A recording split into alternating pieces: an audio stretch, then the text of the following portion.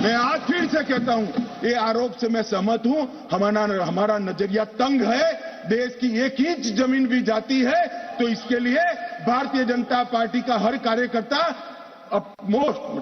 सर्वोच्चता से संघर्ष करेगा, लड़ाई करेगा और लड़ेगा।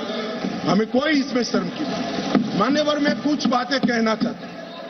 बहुत कुछ कहा है। अभी कहा गया नेहरू के कारण कश्मीर यहां है।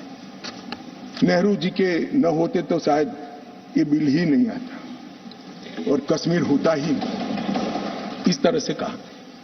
मैं आज कहना चाहता हूं कि जो आजादी के बाद भारत की रचना को जानते हैं उनको मालूम होगा हैदराबाद में इससे भी बड़ा प्रॉब्लम हुआ था। क्या जवाहरलाल जी गए थे क्या?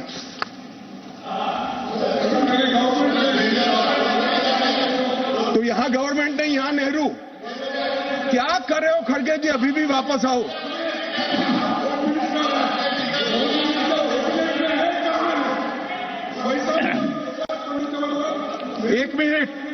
एक मिनट रिकॉर्ड पर है। कश्मीर में दिग्विजय जी ने सरदार पटेल का नाम नहीं लिया। एक नाम लिया शेख अब्दुल्ला का, दूसरा नाम दिया जवाहरलाल नेहरू का। तो वो होम मिनिस्टर थे, क्यों नहीं दिया भाई? अब सुनिए दिग्विजय जी, अब सुनिए, सुनना पड़ेगा, ऐसे नहीं चलेगा। हमने सुना है, धैर्य से सुना है। मान्यवर, जूनागढ़ में क्या जवाहरलाल नेहरू गए थे? हैदराबाद में जवाहरलाल नेहरू गए थे? लक्षद्वीप में जवाहरलाल नेहरू गए थे? जोधपुर में जवाहरलाल नेहरू गए थे? जवाहरलाल नेहरू एक ही जगह काम देखते थे, जम्मू कश्मीर में, जिसको आधा छोड़कर आ गए।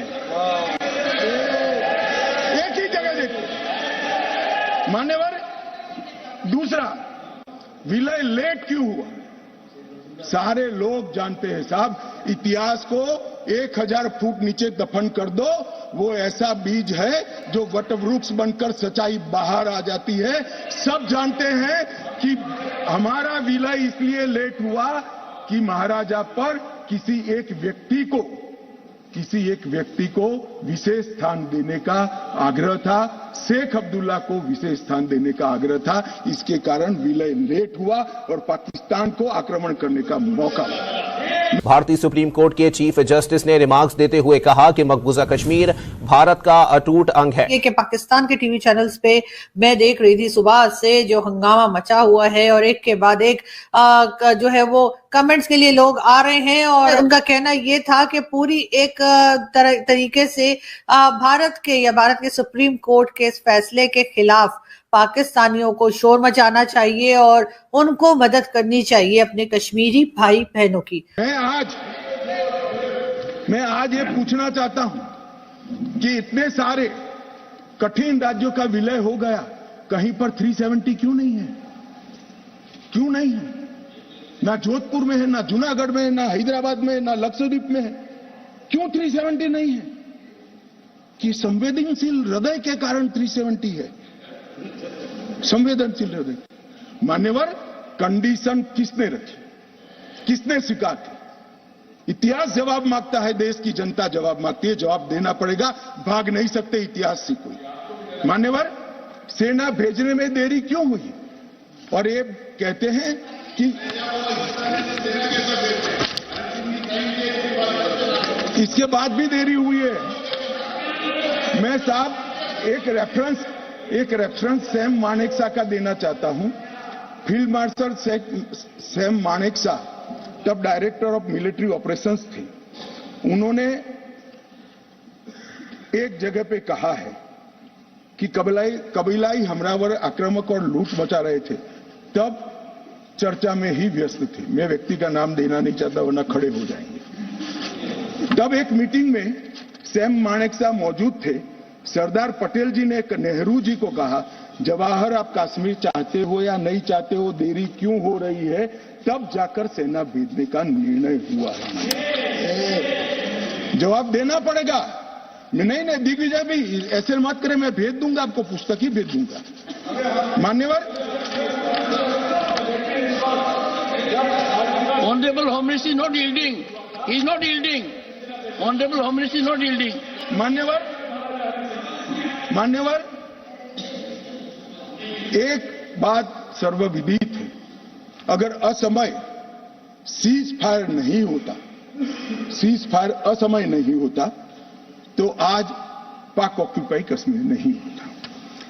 लोगों ने कहा कि ये लगता ये है कि ये शायद फैसला मोदी साहब की डिसीजंस को वैलिडेट करेगा। और ये बताइएगा कि ये जो अब बातें हो रही हैं कि तकरीबन 200 से ज़्यादा जो लॉज हैं जो कि कश्मीर के हवाले से citizenship rights, land, employment, constitutional guarantees जो थी वो जारी बात है कुछ अमेंड कर दी गई, रिवोक कर ली गई।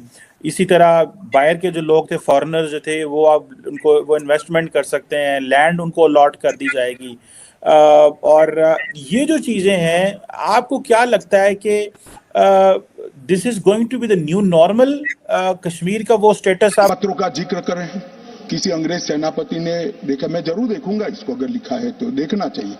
परंतु अफसर कुछ भी कहे, देश का प्रधानमंत्री का देश की जमीन के लिए संवेदनशीलता होना चाहिए या नहीं होना चाहिए? इतना छोटा सवाल है। हमारी सेना जीत रही थी, वो भाग रहे थे, 2 दिन रुक जाते, पूरा पाक ऑक्यूपाई कश्मीर तिरंगे के तले आ जाता। क्यों किया? दूसरा, क्यों मामले को यूएन में ले जाया गया? अब ये सारी चीजों को आप कहते हैं कि रेफरेंस लाइए। मान्यवर, मुझे मालूम था दिग्विजय सिंह, हाँ करता हूं, बैठिए, मुझे मालूम था साहब ये खड़े हो जाएंगे, इसलिए मैं लेकर आया। मैं एक कोट अनकोट पढ़ता हूं। यूनाइटेड नेशन के अनुभव के बाद मैं इस निष्कर्ष पर पहुंचा हूं कि वहां से कुछ संतोषजनक नतीजों की उम्मीद नहीं की जा सकती। मुझे सीज फायर करना अच्छा फैसला लगा, लेकिन इस मसले को ठीक से हम नहीं निपट पाए, नहीं परख पाए। हम सीज फायर पर और विचार करके बाद में निर्णय करना चाहिए था। हालांकि ये सब भूतकाल की गलतियां हैं। ये जो कोट है किसी और का नहीं है, जवाहरलाल नेहरू का है। अब उनको तो मानोगे या नहीं मानोगे कि उन्होंने गलती की है, स्वीकार करी है। और साहब एक मिनट सोर्स भी बता देता हूं, Nehru memorial museum and library, Jawaharlal Nehru connection, JNSG 143 part 1। और उस वक्त जब अरे भाई, स्वयं नेहरू कह रहे हैं मेरी गलती थी, क्यों इतना पकड़ कर रखा है पूंछ? मान्यवर, और चलो संयुक्त राष्ट्र में जाना भी था तो अनुच्छेद 51 में क्यों ले गए, जहां भारत के अधिकार सीमित होते थे? अनुच्छेद 35 में जाते तो भी हमें कोई दिक्कत नहीं होती। ये भी एक बहुत बड़ा गलत फैसला था। और मैं बताता हूं मान्यवर, एक कहते हैं कि धारा 370 निरस्त कर दी। अगर कल को ये 40 साल के बाद, जोर से बोले मनोज झा जी, 40 साल के बाद, क्योंकि हम मानते हैं कि 40 साल के बाद मैं नहीं हूंगा, मैं तो 60 का हो गया, मेरा आयु 40 साल का हो ही नहीं सकता। वो कहते हैं 40 साल के बाद इतिहास पूछेगा तो कौन रिस्पॉन्ड? मैं बताता हूं, 2 सदी तक अगर धारा 370 का फैसला गलत है तो मेरी सरकार का है, मेरा फैसला। प्रधानमंत्री नरेंद्र मोदी जी ने फैसला लिया है। ना मोदी जी इस फैसले से भाग सकते हैं, ना हमारी कैबिनेट भाग सकते हैं, और ना हमारा पार्टी भाग सकता है। रिस्पॉन्सिबिलिटी ऑन करनी पड़ती है। जब इमेज बिल्डिंग के लिए बड़े बड़े फैसले लेते हैं, संवेदनशील दिमाग से फैसले लेते हैं, तब इसको ऑन भी करना पड़ता है और देश को जवाब भी देना पड़ता है। इस तरह से नहीं चलता है इतिहास। और इतिहास, मेरी बात आज भी मानकर चलिए दिग्विजय सिंह, इतिहास किसी को नहीं बख्शता है, किसी को नहीं बख्शता है। मान्यवर, आज जो बिल लेकर मैं आया हूं, काफी लोगों ने यानी आर्टिकल 370 हटाने का जो फैसला था वो सही था। ये प्रावधान जो था आर्टिकल 370 ये अस्थायी था, अस्थायी प्रावधान नहीं था। भारतीय अदलिया भी अब मोदी अदलिया बन चुकी है और भारतीय सुप्रीम कोर्ट में इंसाफ और कानून का कत्ल किया जा रहा है। भारतीय सुप्रीम कोर्ट के जजेस की मोदी से वफादारियां सामने आ रही हैं। भारतीय जजेस ने बुनियादी इंसानी हुकूक की धज्जियां बिखेर के रख दी हैं। और उस फैसले के हिसाब से भारत की सुप्रीम कोर्ट ने ये कहा है कि जो आर्टिकल 370 हटाया गया था बीजेपी की गवर्नमेंट या फिर प्राइम मिनिस्टर नरेंद्र मोदी की गवर्नमेंट की तरफ से, वो फैसला दुरुस्त है। और as a prime minister Narendra Modi ji को ये राइट है कि वो कश्मीर में इस किस्म के चेंजेस कर सकते हैं या 370 को हटा सकते हैं। कर्फ्यू पर कुछ नहीं है, ना हड़ताल होता है ना कुछ होता है, ये 7 डेज खुला रहता है। 70 इम्प्लीमेंट हुआ तो आप देख लें तो उसमें आपको ये हैरत होगी कि Pakistan almost on the daily basis ये स्टेटमेंट देता रहा कि हम 370 को नहीं मानते।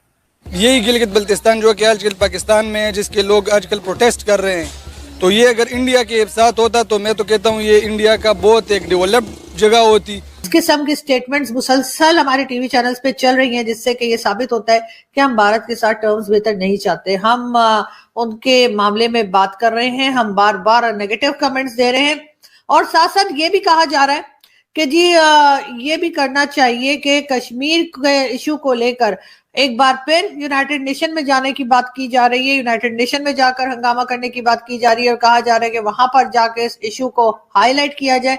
पाकिस्तान पहले भी कई बार इस तरह के इश्यूज को हाईलाइट कर चुका है, लेकिन हासिल क्या हुआ? शायद कुछ भी नहीं। लेकिन ये जरूर है कि भारत ने जो जिस तरह से डेवलपमेंट का काम किया है कश्मीर में, वहां पर गल्फ कंट्रीज की तरफ से इन्वेस्टमेंट भी आ गई है। ये बात भी सभी लोग जानते हैं कि गल्फ कंट्रीज जो है वो भी भारत में इन्वेस्टमेंट कर रही हैं। तो फिर ऐसी सूरत में क्या ऐसा होगा कि कोई पाकिस्तान की बात को सुनेगा या उसकी बात को सच मानेगा? ये जरूर एक सोचने की बात है, लेकिन पाकिस्तान में इतना कोई रिवाज है नहीं कि हम इस तरफ को सोचें या इस तरफ देखें। कि पाकिस्तान के टीवी चैनल्स पे मैं देख रही थी सुबह से जो हंगामा मचा हुआ है और एक के बाद एक जो है वो कमेंट्स के लिए लोग आ रहे हैं और कई एक्सपर्ट्स यानी डिफेंस एक्सपर्ट भी जो अपने आप को कहते हैं वो भी पहुंचे हुए हैं और मुसलसल नेगेटिव वाइब्स जो है वो भेजी जा रही हैं। कहा ये जा रहे हैं, एक एक्सपर्ट ने तो ये तक कहा कि नरेंद्र मोदी जो हैं वो शायद कश्मीर को भी गजा बना के छोड़ेंगे, अपने इलेक्शंस के लिए इस्तेमाल कर रहे हैं। एक दूसरे एक्सपर्ट साहब जो आए हुए थे या फिर पेपर पे थे, आप समझे कि फोन कॉल पे थे, टीवी चैनल जिन्होंने ज्वाइन कर रखा था, उनका ये कहना था कि जी नरेंद्र मोदी जो हैं वो भारत को या फिर इंडिया को जो है हिंदुस्तान बनाकर छोड़ेंगे। अब हिंदुस्तान बनाकर छोड़ेंगे का क्या मतलब है ये बहरहाल मुझे समझ नहीं आई, लेकिन उनका ये कहना था कि वहां पर भारत में जो माइनॉरिटीज हैं उनको खत्म किया जा रहा है, उनके ऊपर जुल्म किया जा रहा है और इस तरह से नस्ल कुशी की जा रही है, यानी कि उनको सिरे से खत्म किया जा रहा है। और जितनी भी माइनॉरिटीज है, चाहे वो मुस्लिम्स हो चाहे वो क्रिश्चियंस हो, और इसी किस्म की बातें की जा रही थी। उन साहब का ये भी कहना था कि जी जितने भी पाकिस्तान के लोग पाकिस्तान के अंदर है, पाकिस्तान के बाहर बैठे हैं, जो कोई भी है, उनको गवर्नमेंट में है, गवर्नमेंट में नहीं है, सिविलियंस हैं, जो कोई भी है, उनको इस बारे में बात करनी चाहिए, उनको इस बारे में लिखना चाहिए, इसके ऊपर ट्वीट्स करनी चाहिए। एक उनका कहना ये था कि पूरी एक तरीके से भारत के सुप्रीम कोर्ट के इस फैसले के खिलाफ पाकिस्तानियों को शोर मचाना चाहिए और उनको मदद करनी चाहिए अपने कश्मीरी भाई बहनों की।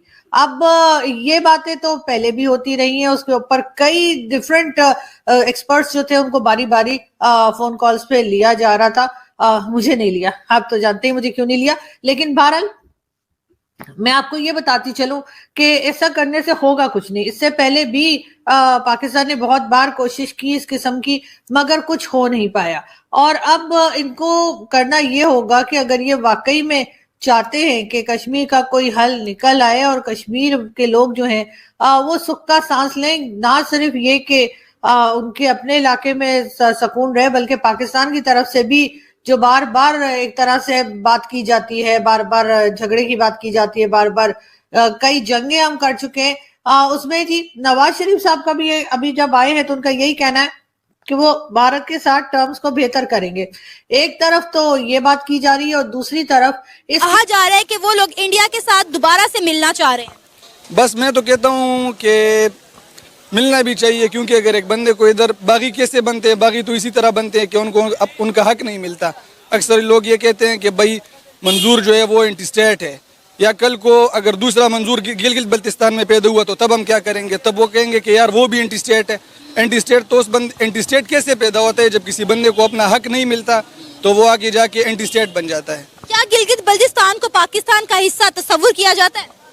या तस्वुर तो बस नक्शे में है, बाकी हम उनको वो डेवलपमेंट्स नहीं दे रहे हैं। कुछ चीज़ें हैं जो हम उनको दे रहे हैं, कुछ चीज़ें ऐसे हैं, मतलब मैं यही कहूँगा, हमारे साथ जो इधर यूनिवर्सिटीज़ में जो दोस्त है वो यही कहते हैं कि हमें बिल्कुल 30% मिल रहा है, उसके अलावा 70% में तो यही कहूँगा कि उनको नहीं मिल रहा।